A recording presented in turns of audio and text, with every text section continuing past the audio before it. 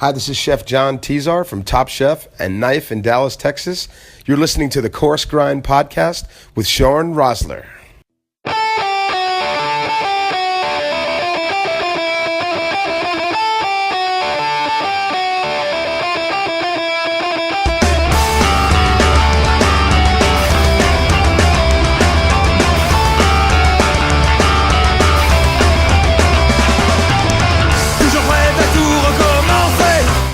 Ladies and gentlemen, welcome back. This is episode number 52 of the Coarse Grind podcast. With you as always, host, creator, Shawn Rosler. How is everyone doing this evening? Hopefully as well lubricated in the liver as I am. You know, in 51 episodes, I'll admit, I've cast the food and drink industry and moreover the folks behind it in an insanely positive light. You know, next restaurants, cookbooks, shops, and so on. There's always this expansion occurring, and honestly, I love it. But in the spirit of full disclosure, that's a rarity in this field. More times than not, things either don't go as planned, don't go enough as planned, whatever. It doesn't work out and lives are moved along with. And in the spirit of that realization, I'm thrilled to introduce tonight's guest and the brewery that was his namesake. In 1977, tonight's guest's mom called him a beer snob. Little did she know how accurate she actually was. In 1977, he was drinking Molson Golden Ale when most kids were drinking the cheapest beer available. My dad, Budweiser, but anyway, I digress. This was before craft beer existed and when imported beers were limited. Over time, he expanded his palate by trying lots of different beers. Beer of the Month Club was a great way to try beers from all over the U.S. Jump forward to 99, his kids bought him a Mr. Beer homebrew kit.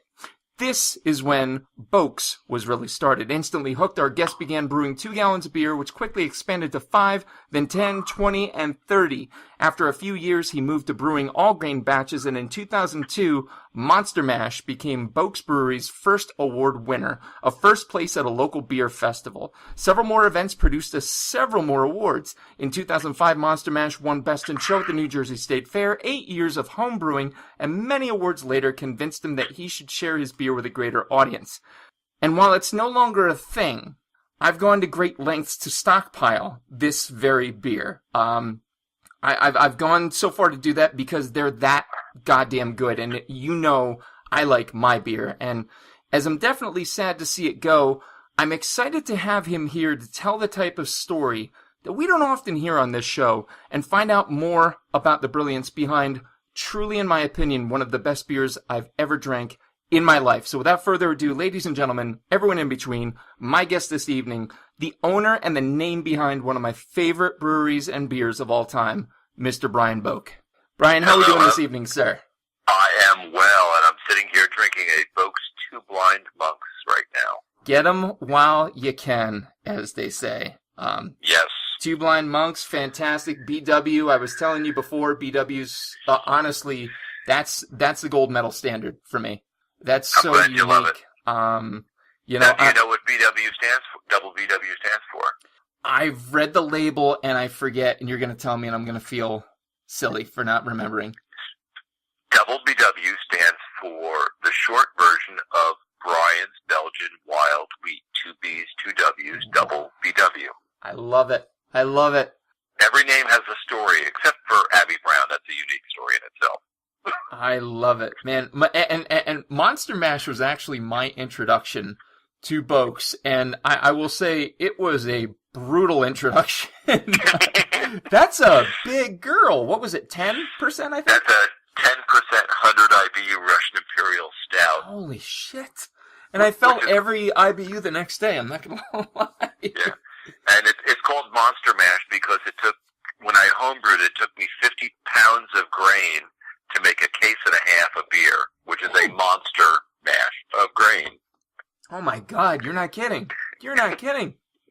So, I mean, I could literally sit here and wax about your beers all day, but in the spirit of the show, folks who are new to the program, folks who are longtime listeners, poor short-term memories because of the very beer we're mentioning, starters, mains, afters. Starters, we learn the story about the guest, where they're from, mains, where they're at, and afters, a little bit more off the cuff. No one's been injured in 50-plus episodes, so I don't foresee that happening tonight. So, without further ado, Mr. Brian Boak, we know that in 77 you were called a beer snob, but tell me about some of the other details about where you grew up eating and drinking. Well, I grew up in Rockland County, New York, which is by the Tappan Zee Bridge. It's just over the Jersey border, just a little north of New York City. And I lived in that area until I was about 30. But as you mentioned earlier, my mom did call me a beer snob because I did drink Molson Golden Ale. My dad drank Schaefer in returnable bottles. Schaefer. Very nice. Very nice. And what were some of the things you grew up eating? You know, aside from Molson Golden Ale, we don't want people getting the wrong idea. Like, what were some of the staples of your diet back then? Well, we had a bar that had 10-cent chicken wings. Ooh. So that was good, and we always barbecued. I grew up in a family that camped. So Nice. My friends always thought my parents never worked because we were either always going somewhere or always coming back from vacation.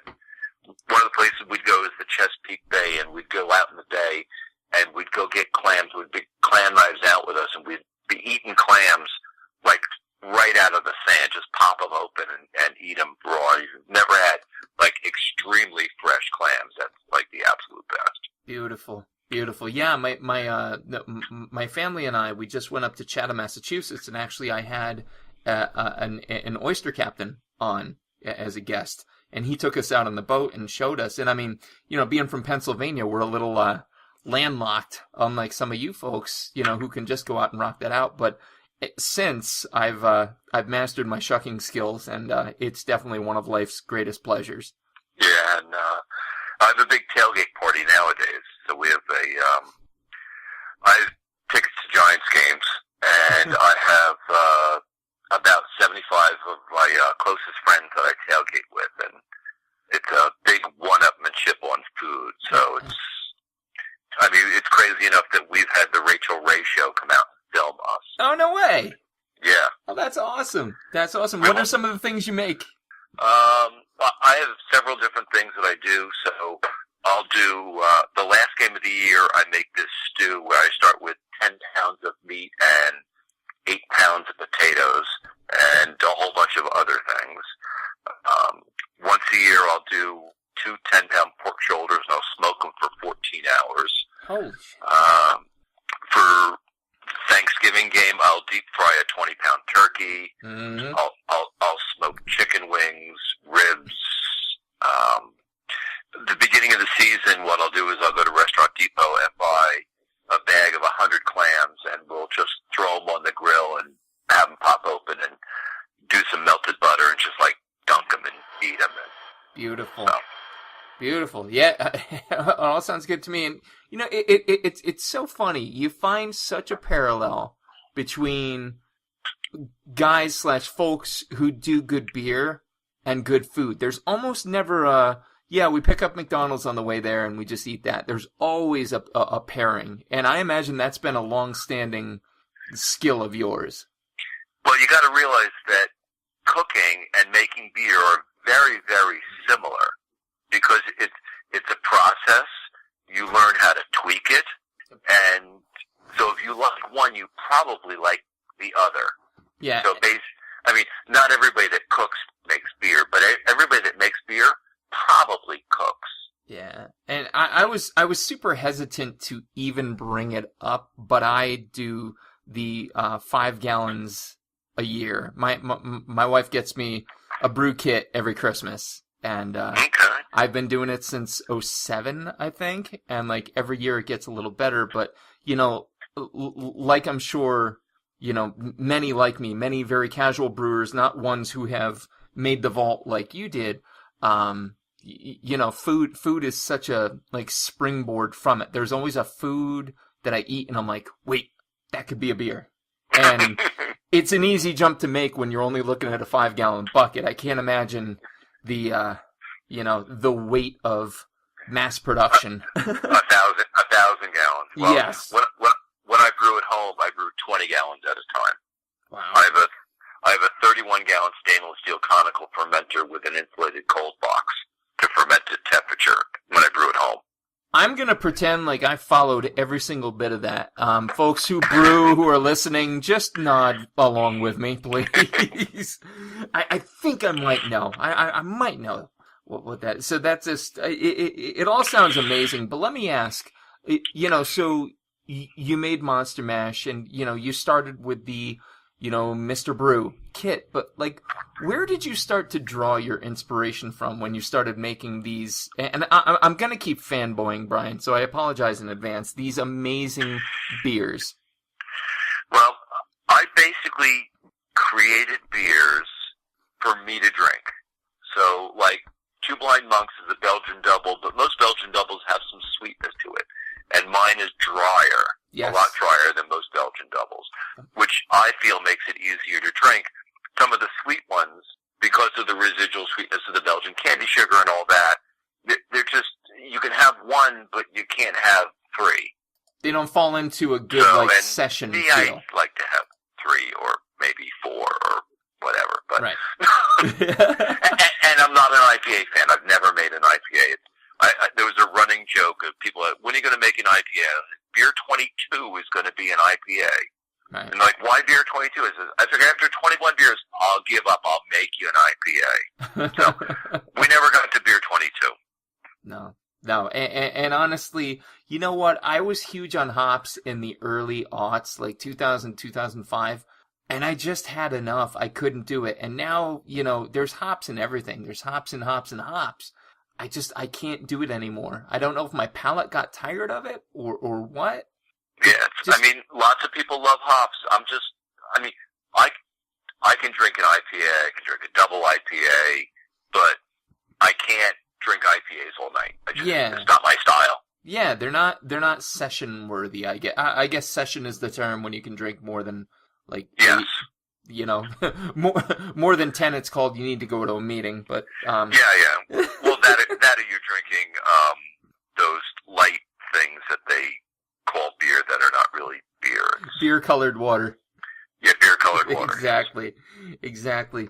So you got this Mr. Brew, and you're making this, and you're having some decent success with the Monster Mash. When was it you realized, like, holy shit, this could go beyond hobby into, like, big business?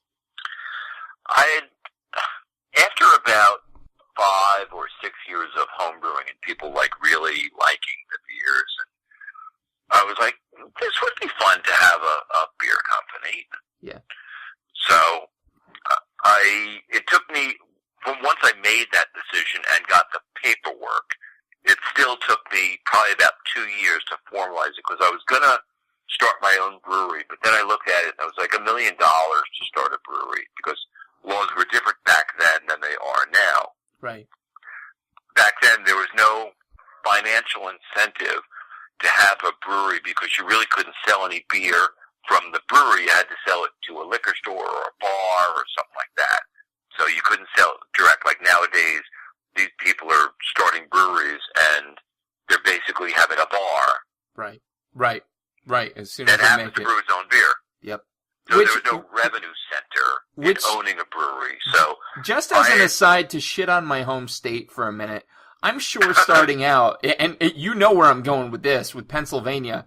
Pennsylvania is still, and my dad was with, the PLCB for 30 years. Like, he managed a state store, but we have some pretty archaic laws. So I can't even imagine how marketing was just one state over. But one of the crazy laws that you guys have is a brewery can have 2 outside tasting rooms. I was unaware of this. Correct. Well, wow. My friends at Free Will Brewery just opened up a tasting room at Peddler's Village. Oh, wow. Okay. All right. Yeah, that makes sense. And now I'm kind of like going back through my mind. I'm like, Irving Cliff Brewery in Honesdale. Turkey Hill Brewing just down the road from me. Oh, okay. Now that makes sense. So they can have 2 separate, they can have the brewery and a tasting room there, and they can have 2 separate tasting rooms. Wow. Now, we couldn't do that here in Jersey. No. But you guys, you can sell in, places that we now can. Allow me to give Pennsylvania a little bit of credit. We're kind of loosening the noose on that. Grocery stores and something like that. Yeah. But so anyway, so, you know, here you are getting this started, and like you said, you know, it wasn't as easy as it is today. Right. So what I did is I had been, since 2000, I'd been helping out at a brewery, and I was actually the tour guide for the brewery. I moved up from mopping the bathroom floor to being the official tour guide for the brewery for years. And the only reason I lost that job is the owner of the brewery had to go speak in France for the Brewers Association, and he needed to get his speaking skills back up again. So I'm like, okay, you own the brewery. I guess you can take my job away from me. I guess I can't really argue all that much. Right. So now I play floater, which means I can do any job that needs to be done. I just float around. I play floater and security because I'm a big guy. Right on. That's awesome. That's awesome. You know, so, you know, you started it, and again, like, you just took off. How long was BOAKS Brewery in action? Like, total year count? I want to say, did it start in 02, 03? No. We started, we brewed our first 2 batches of beer. We started with Monster Mash and Two Blind Monks. Yep. Because Monster Mash had won the New Jersey State Fair Best in Show. And the award for winning Best in Show was brewing at Crow's Brew Pub in Sparta.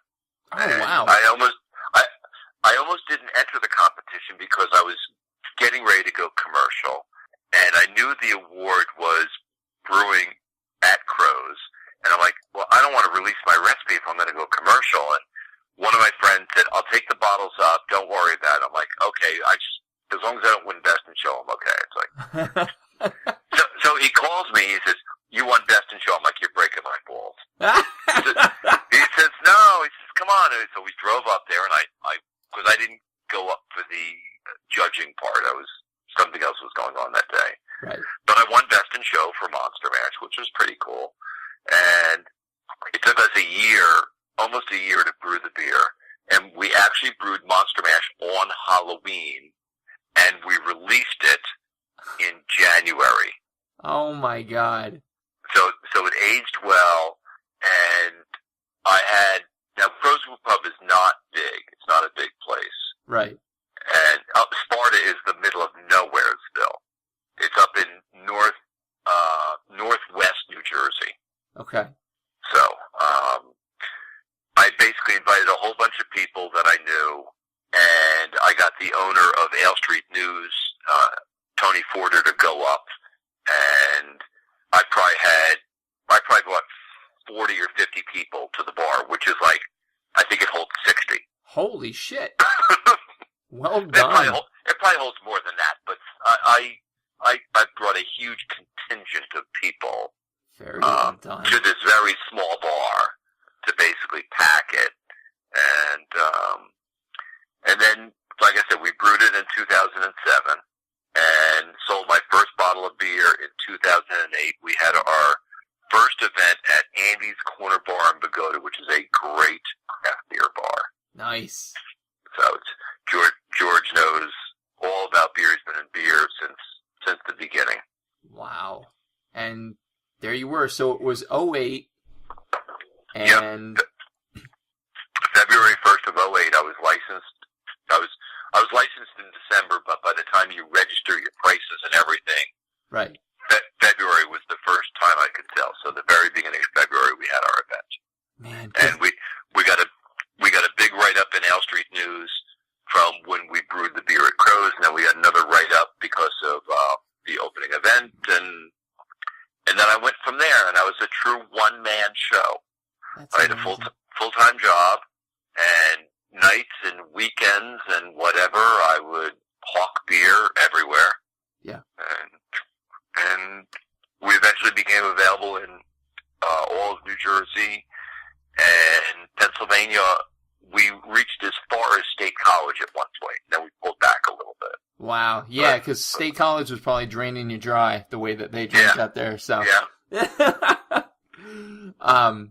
Yeah, I'm still trying to rack my brain. I want to say it was 2010 that I had Monster Mash the first time. And my wife being it probably would have been 10 by the time we got to Pennsylvania, yeah. That sounds about right, because my wife is about as all in as I am on things, and so she doesn't just, F around with a six-pack. She just went full-on case. And I remember... that was your option. Yeah, oh yeah. Yeah, at the time. I keep forgetting now this age of luxury we live in, being able to buy from a grocery store. Right. Yeah, so it was, Jesus. It was both amazing and painful. Amazing in the moment, painful the next day. Yeah, I've had plenty of stories of people that have told me, it's like, I was at the bar, and I ordered a monster, I ordered another monster, I ordered a third one, and then I decided I had to go pee, and I couldn't figure out how I got to the floor. That's a true goddamn story. That's, But that's why Monster has a big club on the label. Yes. Oh my God, it's true. It looks like Sloth from the Goonies, like that big and just painful, but delicious. The concept behind the Monster label was I told my buddy that I wanted to make a orc/troll character because I'm a big Lord of the Rings fan. Get the fuck out of here! Wait a minute! Whoa! Go back for a minute. You are? So, one of my buddies made the movie banners for Lord of the Rings, and he gave me several of them. So I have these fabric banners that were made for the Lord of the Rings original movie. So I have like the map showing Rivendell and Hobbitville and all the different places, and then I have all these different ones from like the original Lord of the Rings movie. Okay, hang on. So I'm literally right now grabbing the corners of my desk right now, holding on, because I am both a certified high school English teacher and a certified D&D player, geek, everything like that. So I started reading Tolkien when I was in 6th grade. Oh my God. I have my original Tolkien books. Oh my God. That might be one. Silmarillion and all the others. The Silmarillion? Oh my... Alright, you absolutely have... Not that you didn't have beer cred before, but now you have straight up, like, street cred. So, in any case, this concept, yes, was the orc troll... Because I looked at it and I'm like, wait a minute, somebody's been doing some gaming or something, because... Correct. It looks appropriate. It doesn't look cartoony or anything like that. No, I told him I wanted an orc/troll type character that wasn't too scary. Holy shit. I actually think I have a couple Monster Mashes downstairs. I'm going to have to go look at it now with fresh eyes. That's... Yeah. My buddy Johnny created all these labels that were really cool. So like if you look at Two Blind Monks, you've got a label with two monks that are holding chaliced glasses and cheering each other, and they both have dark sunglasses on because they're blind. Right. The WVW label is a Belgian monk on one side with wheat behind him in a boxing pose, and a Asian monk on the other side with lemongrass behind him in a kung fu stance with the sun behind them, both duking it out to try and determine, is it a Belgian beer, is it an Asian beer? That's why I freaking loved it. I can honestly here's one of the first times I realized how much I loved BW was when I was eating sushi, and I'm like, I don't feel like sake, I don't want a Sapporo, I don't want anything like that. And I looked down in my beer fridge, and I had a couple BWs. One of the greatest beer for sushi. Yeah. Oh my God, such a perfect pairing. I completely fell into. Like, it was completely on accident. I knew it was lighter in feel. Never did I know how perfect that would pair. I mean, just amazing. Now the question is, did you ever have Flamethrower? No, I did not. Flamethrower is WVWH with just a touch of chipotles. What? Does any exist anywhere? Where do I get this? Well, I have a keg in my refrigerator at the moment. Well, there you go. Just go ahead and ship that right over, care of the Coarse Podcast. Another keg that I still haven't tapped yet. Oh my God. It's called Flamethrower because a friend of mine had created a Chipotle porter. Oh. And he brought it to our homebrew club, because I have a homebrew club called the Jersey Association of Homebrewers that meets at Andy's Corner Bar. And he brought it, and he said he used 1.7 ounces of Chipotle peppers, and there just wasn't much bite to it. So I'm like, okay, so I figured I would try it. I'd put it in my wheat beer. I used 2 ounces. I figured, well, his was a porter, this is a wheat. There might be a little bit of heat. I didn't want a lot. Right. The only part I missed is he put it in the last 10 minutes of the boil, Oh. and I dry hopped it. Ooh. So he put it in for 10 minutes, and I put it in for 10,000 minutes. Oh my God. So there was a little bit more extraction. A little bit. Yeah. Just a little bit more extraction. A touch more. God. So that's where the name Flamethrower came from. But I love Chipotle. I love that flavor profile. Like, I think it's amazing. And now that I'm thinking of it. The heat, yeah. You could. Shit, I've got BWs. I could probably at least knock up.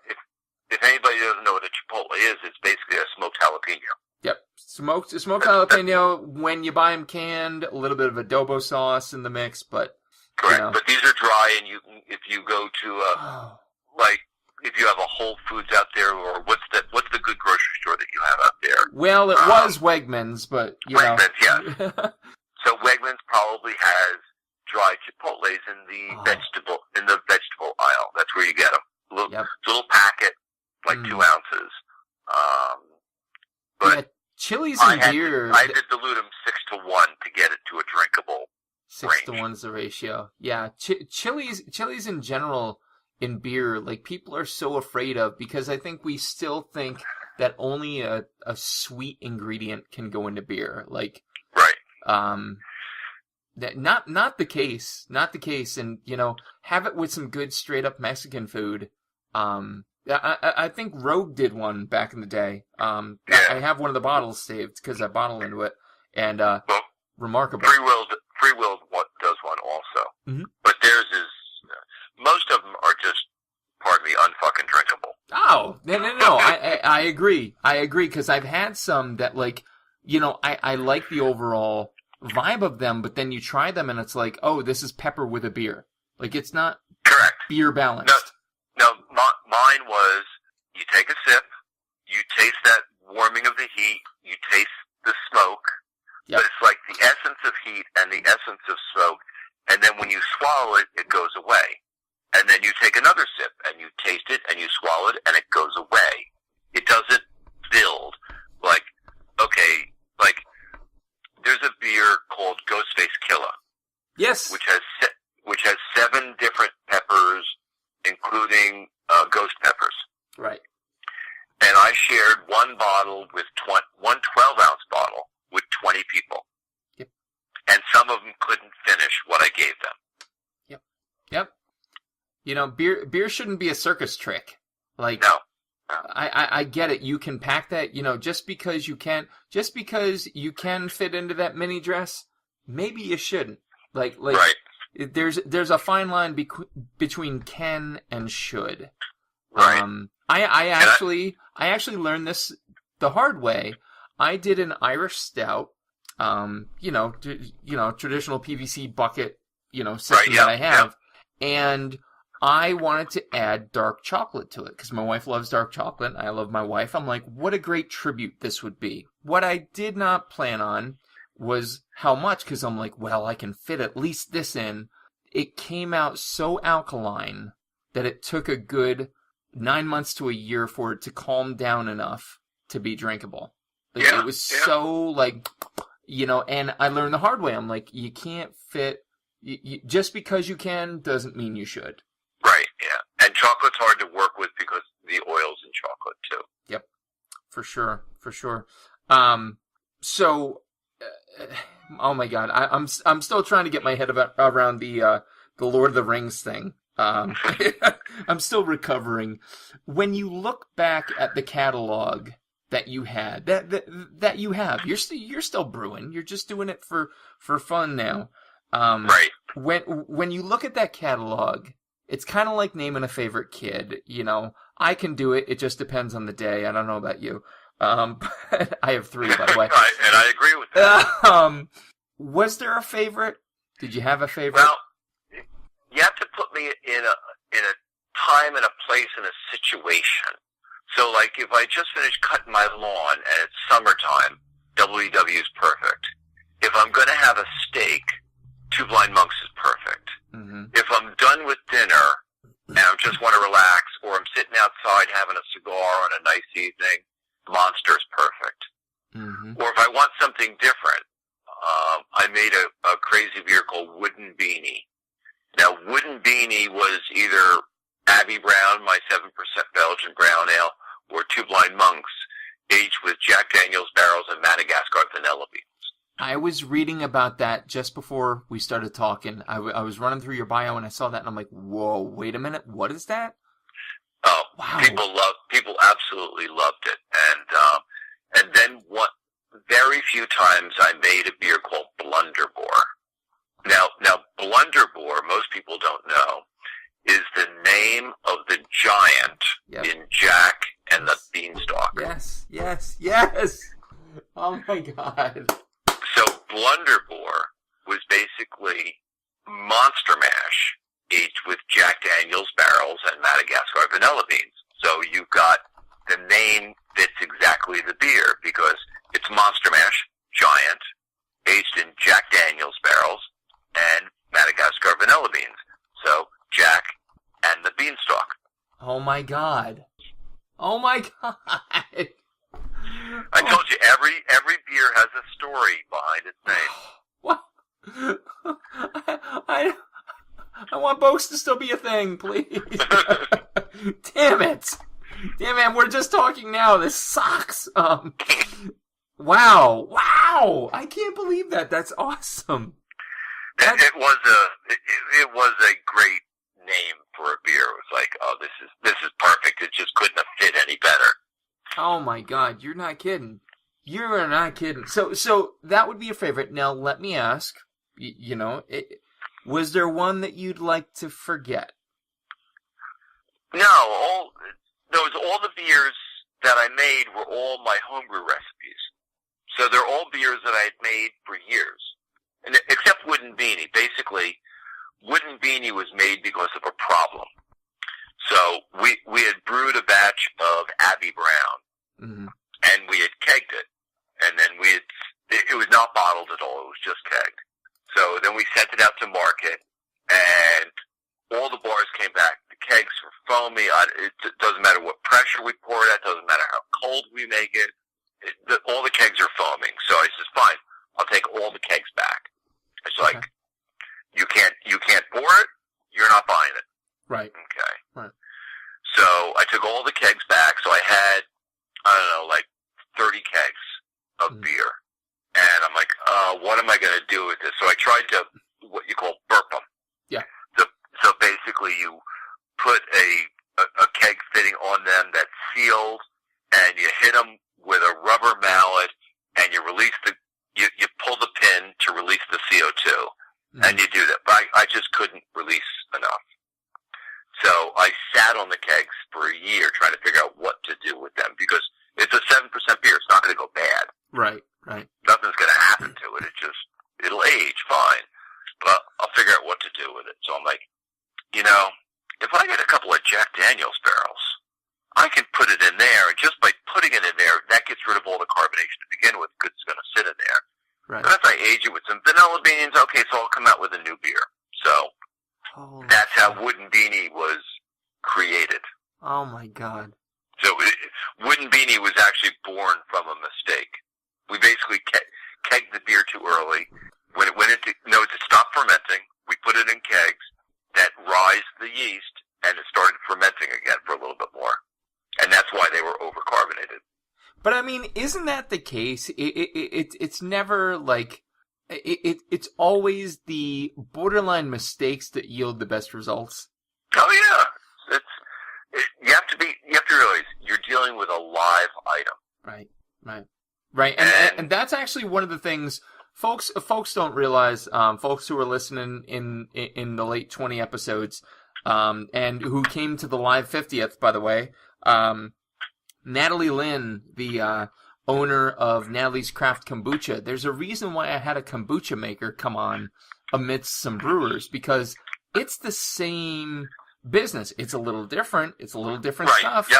But it's alive, man, and like it's kombucha's very alive. Yeah. Ooh, it's scary alive, and I learned the hard way. I asked her because I was trying to do research for the show, and as I had one of her mason jars of it, and I asked her, I'm like, should I drink this whole thing after I drank 3/4 of it? She goes, oh no, you should only drink about 1/4 at a time. Well, let me tell you, the next day, your stomach told you. Ooh, it was interesting. So yeah, I mean, you know, this is a dance, and like when I don't start to see bubbles right away on my little 5-gallon bucket, it's honestly like one of my kids are sick. I'm like, all right, wrap it in a towel. All right, keep the temperature up. Keep the temperature up. All right, are we good? Are we close? So to do that on as grand a scheme as you did, that's amazing. And then to rebound from it, I think that's the like secondary holy shit moment for me. Like Jack Daniel's barrels and vanilla beans, all of a sudden you've got a craft beer like nothing else. And it's funny because I had tested it out, and I was at a bar. I had brought a little bit of it, and I didn't have a name for it. And I was trying to figure out a name, and like right in this bar, I'm like, because it was like wouldn't this, that. I was using like all these different terms together, and the name was just too long. And I'm like, how about wooden beanie? And I'm like, oh, that works. Freaking brilliant, man. Right, in a bar drinking beer with a bunch of people, and it was a promo event. I had like 6 beers on tap that night. I brought in a small amount of this beer. Holy Christ! There again, that's a swing and a miss for me. I probably never get to snag it. I don't know if Volkers has some in the back or not. No, there's none left. And those, I may make some for personal consumption at my house, but wow, because I have kegs of Two Blind Monks. And I can just transfer it over to Sixtals with because I still have Jack Daniel's staves left. Wow, amazing. So looking at craft brew, so you're out of the game. You're like Ray Liotta in Goodfellas. You're out. I am out of owning a craft beer brand. Out of owning a craft beer brand. Let me ask you trend-wise, because I'm sure your finger is still very close to the pulse thereof. What's coming down as a trend? Like, what should we be watching for as beer drinkers? Sours are starting to come around, but sours are a very much acquired taste. Yes. Barrel-aged beers are still big. IPAs, for some reason, are still big, and I don't understand why, because a lot of the IPAs out there are not balanced. No. They're just all hops. It's like, yes, I can put 12 pounds of hops per barrel, and yes, it's hoppy. That doesn't mean it's balanced. I mean, one thing about my beers, they were never over the top. No. Like Monster, you would never know it's 10%. Well, time removed, and after the third one, you would realize it was 10%. But it's far too late at that point. It's way too late at that point. But when you drink that first one, you're like, oh, this is really good. Oh, this goes down so smooth. And then the orc troll clubs you over the head with Correct, yes. And that's how you land on the floor. Or Sting hits you in the kidneys. That's what it is. See, that's, for folks who don't know, that's a Lord of the Rings reference, because now I'm fanboying hard about that too. Trying to keep the balance going here. So I think we've determined that IPAs are the bane that needs to go. Yeah, is there anything else that's been happening in beer that you want to see go away? No, but one thing I'd like to see come about is really good session beers. Mm-hmm. Because that's what the world really does need, is full flavored session beers, because we want people to be able to go to a bar and home. Right. Because my friend that now owns Earthbread and Brewery, who used to own Heavyweight, and Heavyweight used to make heavyweight beers, and now he is a connoisseur of session beers. He makes just phenomenal session beers. Yeah, there's a lot of flavor that you can fit into that. People think it's got to go high alcohol, high booze to get a good taste. And, you know, my mother, who I frequently throw under the bus on this show, she's one of those that says, I drank half a Bud Light. I can't get behind the wheel for 12 hours. Listen, there's a fine line between what you can and what you can't do. You know, but if you're tagging down 3-4 Monster Mashes, you're going to be doing the old yellow tightrope walk in the middle of the highway with Officer McGillicuddy, if you're not careful. So, yeah, there is a fine line. Sessions usually fall in what, Brian? Between like 4 and 5-ish? Definitely under 5. Under 5. So, there you go. 3.5 to 4.5. Yeah. Is really session. Over 4.5, 5 is normal. Yeah. So I used to make a homebrew beer that was called Brown Magic. Ooh. And it was a 3.5% brown ale. Perfect. And I'd bring it to my tailgate parties. You could drink it, or you bring it to a barbecue. You can drink all day.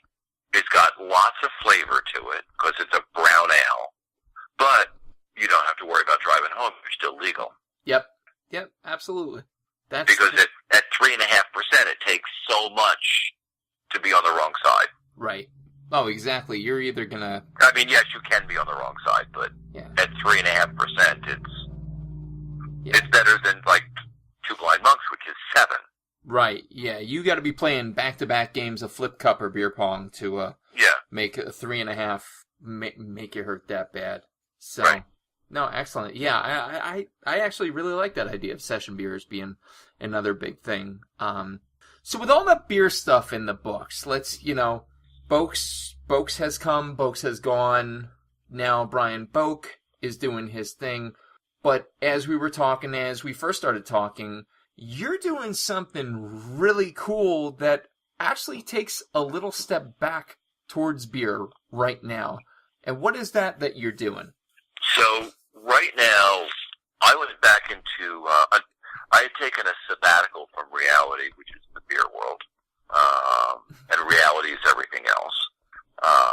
But when I decided that beer was not going to be a good reality for me, I went back to my regular life, and for about 30 years I've been an advisor in reference to risk management and insurance. So mostly for individuals and high net worth families and stuff like that. Mm-hmm. But now, with my basically 20 years of craft beer experience and 8 years of owning my own beer company, I advise and assist breweries in a variety of different ways. One of them is in reference to how to be memorable at a beer fest. Nice. Because a beer fest is really a trade show. Yep. The only problem is your target audience is drunk at the end of the event. True. Very true. And how are they going to remember you? It's not going to be the liquid because they had too much liquid. They're going to remember they had a good IPA or they had a good stout or they had a good something. But they're not going to remember where it was because they had 40 different samples, 50 different samples, 100 different samples, whatever. They had a lot of samples. Right. So it's got to be something that happened at your booth that made them remember your booth. They may not remember the beer that they had, but so I used to do a variety of different things. So I would have a setup where we would rinse everybody's glass out before they tasted one of our beers. Nice. So we brought 10 gallons of water under pressure, and everybody's glass would get rinsed out so they'd get a clean taste of our beer. I would stand in front of the booth, and I would basically play P.T. Barnum, Carnival Hawker, to announce all the beers and explain what they're going to taste like, because our wheat beer is going to taste different than everybody else's wheat beer in the world. So if I just say it's a wheat beer and you taste it, like, right. because it doesn't, because you have an expectation of what a wheat beer is going to taste like. Right. But if I tell you that it's a 4.2% Belgian wheat beer with lemongrass, it's light, it's refreshing, it's got a little zip of lemon to it, but it's not a lemony beer.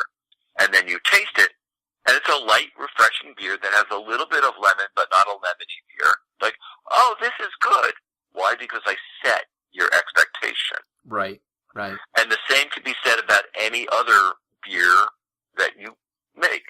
A stout, an IPA, a porter, a Belgian double. Everybody has their idea of that style of beer. And if yours is different, they'll go, oh, okay. Right. But it didn't hold up to my standard. Right. But if you explain to them what it's going to taste like, then like, oh, it tasted just like that. That was good. Yep. Because you set their expectation.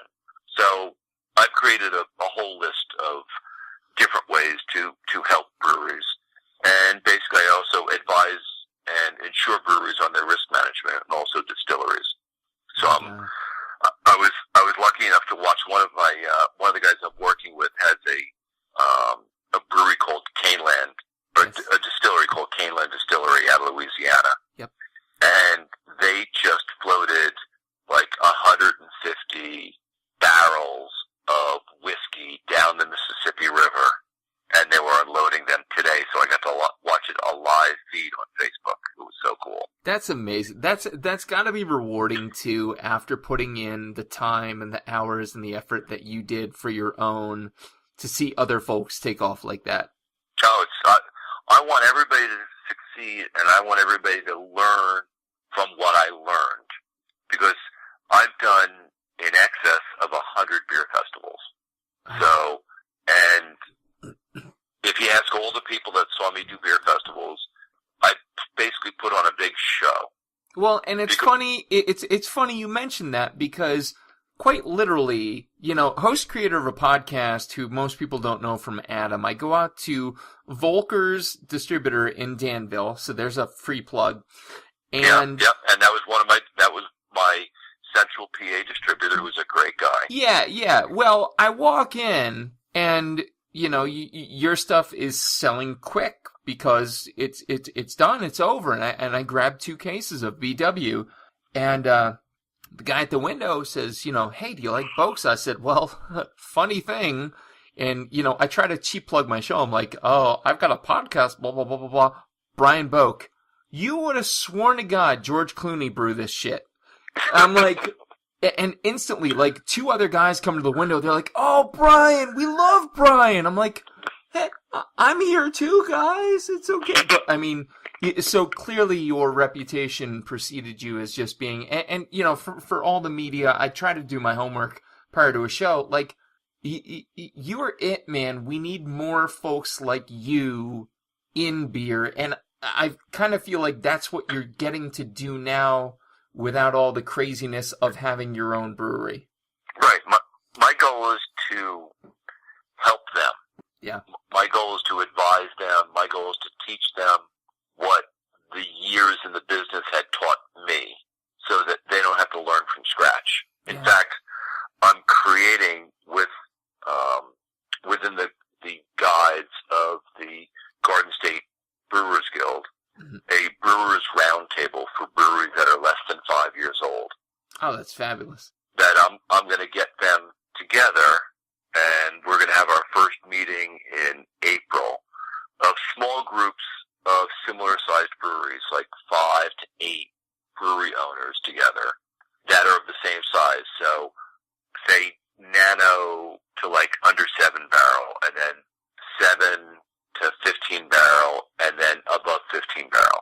Have a couple of different groups, because the nano breweries have certain issues that they're dealing with, and they're completely different than what the 30 barrel brew houses are dealing with. Right. Because the nano brewery is selling all his beer over his table, and the 15 or 30 barrel brew house is selling 90% of his beer either to bars and stores, or through a distributor, and then still to bars and stores. Wow. And just as a consumer, stepping back from a podcast, from, a beer aficionado, like loving what I love, when you step back, like, that's shit we, the lay people, don't think about on a regular basis. You know, all the hows and the whys and the whats that go into it. There's a lot involved in any business, regardless of what your business is. Mm-hmm. There's a lot involved with it that unless you're actually in the industry, you don't have a clue. Yeah. Like as a brewery owner, your goal is to get your beer in bars and in stores and stuff like that. Yeah. And then all of a sudden a store decides to stop carrying you, or a bar decides to stop carrying you. And it's not because the beer doesn't sell, it's because they want to deal with a limited amount of distributors. No, so you get caught up against big business. Right. Well, right. No, it makes total sense to hear it. You know, I'm hearing it from a veteran who knows his shit, and I think that's why, you know, folks who are in the, you know, brewing, distilling game, Risk Strategies is the name of the company? Risk Strategies is the name of our firm. We have 35 offices across 13 states, so wow. We have a lot of resources in reference to gaining access to knowledge and insurance companies.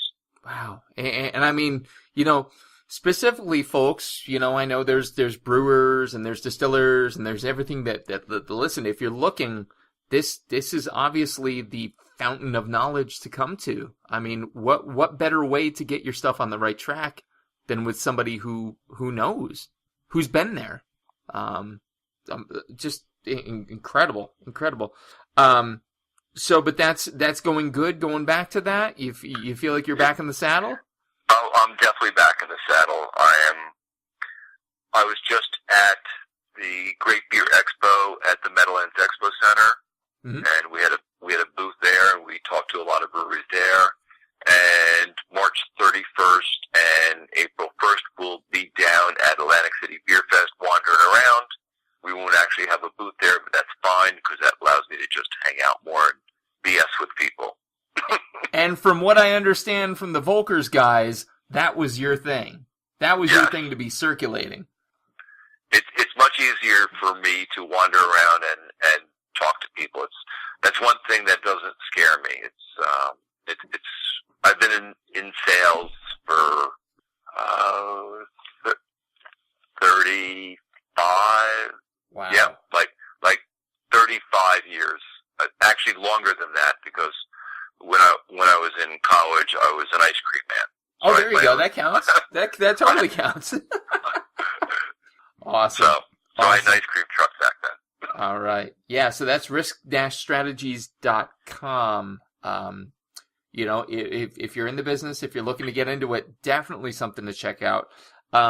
Heading into the after section then, you know, we're going to break away from where you came from, what you're doing now, what you're going to be doing, a little bit more fictitious, theoretical scenarios, but go with me here for a minute. If I'm standing in your brew room, wherever it is you're you know, mashing in, cooking off, what music do I hear?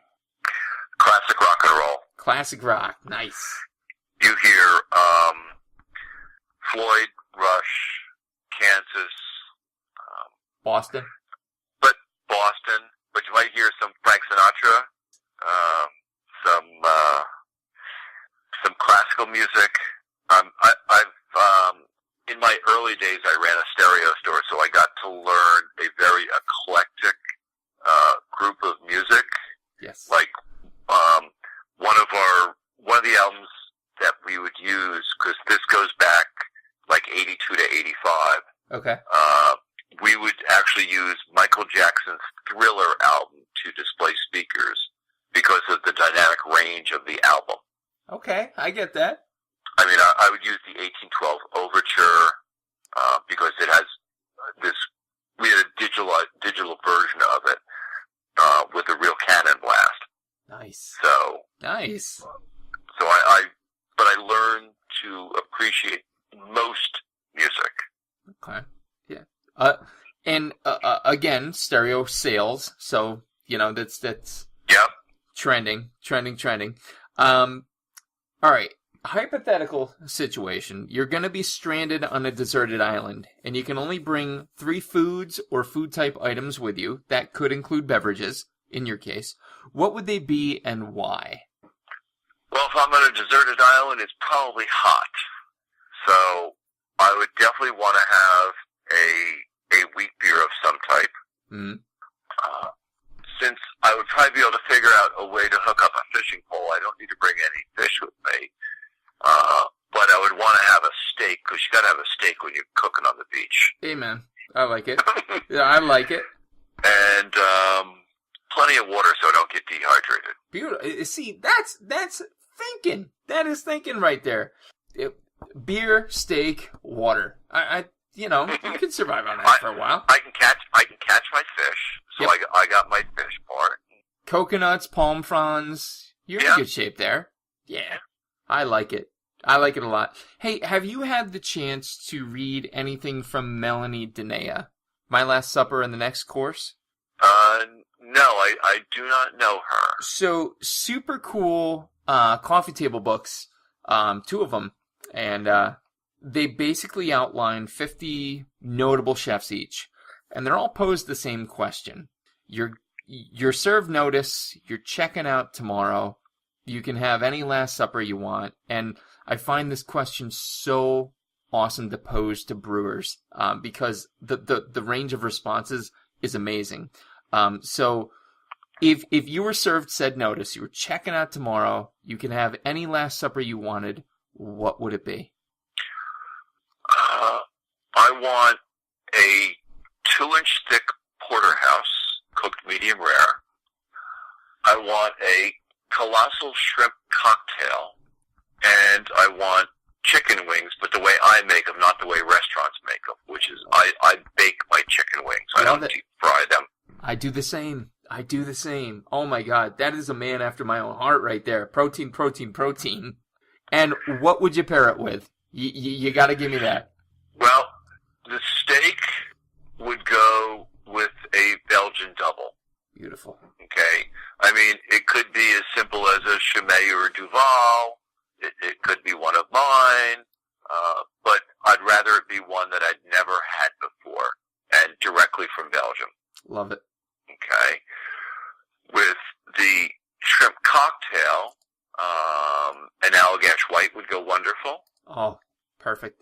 And with the chicken wings, flamethrower. Oh, look at you coming out of nowhere. You gotta spice with spice. Oh, I love it. I love it. I love it. I love it. I love it. And the last question, I can't believe we're wrapping already. This is crazy. The last question, which is the simplest and yet the most complex. What is food and drink to you? More specifically, drink, if you will, to you in a single word. Food. What is drink to me? In a single word. Relaxation. Oh, I like that. I like that. That might be the first in 52. It's so because true. When I get home, or it's like been a long day, it's like, let me sit down and have a beer, and I can just chill. I can decompress. Yeah. I can just relax. It's just like, I love it. I love it. You couldn't give it relaxation. Man, that's inspirational. So much so, I think I might have to go crack some open myself here momentarily. Well, Brian Boak, I appreciate it more than you can ever know. When I reached out, I was unaware that Boak's had stopped, and I will admit openly, in full disclosure, I was very saddened to learn of it, but I am absolutely thrilled and honored that you found the time to hang out with me tonight and tell your story. So I appreciate it more than you know. Not a problem. I'm glad I could. When I decided to close, lots of people would have just closed, but I had decided that I was going to run my license out until it ran out, which was about 8 months from when I decided I was going to close to when my license expired. And I made a big thing about doing a huge farewell tour. And I did more events and more festivals. And I publicized that this was a farewell tour that allowed my fans to come out and say goodbye. Oh, son Listen, folks listening at home, if you're listening now and you like a beer that's not, some kind of big major brand, go out and love them today, because you don't know where that's going to go tomorrow. And I'm kicking myself in the ass right now for not doing it, for not buying more of it, for not, coming across. But, again, it's a straight up honor. Again, you're at Risk Strategies now, risk-strategies.com, for folks in the brewing distilling arena who would enlist your services. I mean, I couldn't recommend you highly enough, and I'm not even using your services. So yep, they can always contact me at BOAK, so it's my first initial, my last name, BOAK, at risk-strategies.com. And I will tell you that I do know exactly when one of my beers will be on tap next year. Cliffhanger. The Grey Lodge Pub Ooh. in Northeast Philly does an event every year called Groundhog Day. And it starts at 7 o'clock in the morning, so Punxsutawney Phil comes out at 7:20. And what they do is, besides having a bunch of cool things during the day, like they had a Hawaiian shirt contest and a hula hoop contest, a puppet show, trivia, all these different things. Uh-huh. But they bring out vintage beers from days gone by. Oh my God. And before I closed, they bought 2 kegs of 2014 Abbey Brown. Oh. So Groundhog Day was just recently. Yep. And they put the first keg on, and I was down there. I did miss Punxsutawney by about 5 minutes, but of course I'm 100 miles away. Right. And Punxsutawney went on at 20 after 7 in the morning. But I was in the bar at 7:25 in the morning after driving 100 miles to get there. And they had Abbey Brown on tap. So they have one more keg that will be brought out on Groundhog Day 2018, which will truly be the last BOAKS keg on tap ever, because nobody else is saving one. I'm having a moment with that. Folks, you heard it here. You're not going to hear it a lot of other places, I'm imagining. So here it is, Grey Lodge Pub, 6235 Frankfurt Ave in Philly, 215-856-3591. Groundhog Day next year. That's it. BOAKS kegs are gone. So, and I'll be there. Oh my God. Well, shit. I'm putting that in my planner right now. That's happening. So, anything else that I can pop out for you there, Brian? Nope, that's it. We're having Beautiful. fun. And the key is drink good beer. And it's your version of good beer. It's not somebody else's version. That's right. It's what you think is good. Don't ascribe to someone else's preferences. Drink good beer. You heard it here. You've heard it here several times, but you heard it here from a man who's been there, who's done it. So, Brian Boak, again, I appreciate it more than you know, brother. Thank you so very much. Ladies and gentlemen, this has been episode number 52 of the Coarse Grind Podcast. With me, as always, my lovely, voluptuous producer, Johnny Leland Robinson. Be sure to check out his new venture, Into the Cosmos, the Lemurian Podcast, coming up. And next time, it'll be episode 53 with another familiar Charleston face. Stay tuned.